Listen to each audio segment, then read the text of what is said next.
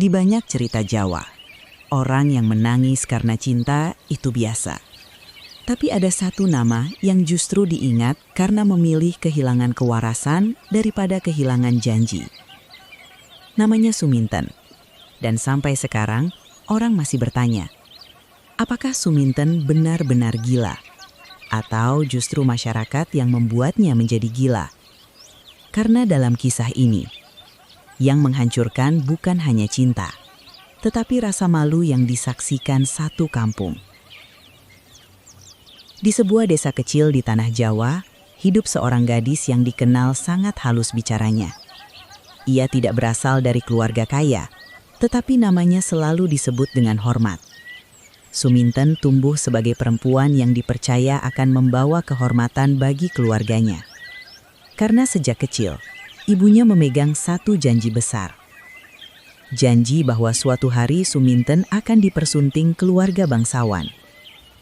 Konon, ayah Suminten pernah berjasa besar kepada keluarga Kadipaten. Sebagai balas budi, lahirlah janji yang terdengar sederhana, tapi sangat besar artinya. Putra bangsawan akan menikahi Suminten saat waktunya tiba. Bagi keluarga desa, itu bukan sekadar kabar baik. Itu adalah kenaikan martabat. Sejak itu Suminten mulai hidup dengan satu bayangan masa depan. Ia belajar berjalan pelan, berbicara lembut, menyiapkan diri seperti calon menantu Kadipaten. Kain terbaik disimpan, sulaman pengantin mulai dibuat sendiri. Lalu datanglah seorang pemuda dari Kadipaten. Dalam banyak lakon, namanya disebut Subroto. Ia datang dengan tutur halus, tidak banyak bicara, tapi cukup untuk membuat Suminten percaya. Tatapan mata kadang lebih kuat daripada janji yang diucapkan. Dan sejak saat itu, seluruh desa mulai yakin, Suminten benar-benar akan menjadi bagian keluarga besar bangsawan. Tapi justru ketika semua terasa dekat, Kadipaten membuat keputusan lain. Bangsawan harus menikah dengan perempuan yang lebih tinggi derajat keluarganya, bukan Suminten. Undangan tersebar. Nama pengantin ada, tapi bukan dirinya. Dan yang paling berat, Subroto tidak datang menjelaskan. Dalam budaya Jawa lama, luka terbesar kadang bukan ditinggalkan, tapi dipermalukan di hadapan orang banyak. Tetangga mulai berbisik, katanya terlalu tinggi berharap.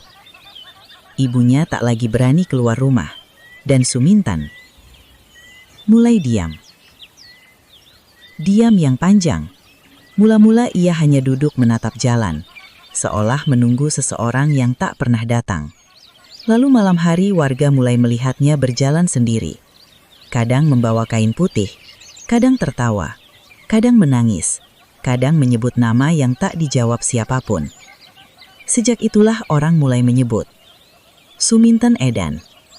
Tapi pertanyaan besarnya, benarkah Suminten kehilangan akal?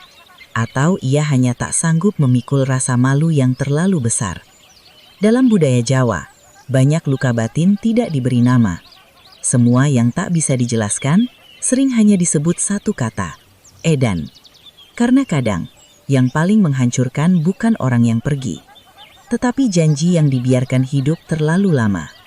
Dan mungkin, sampai hari ini, Suminten masih hidup dalam banyak hati yang pernah menunggu sesuatu yang tak pernah datang.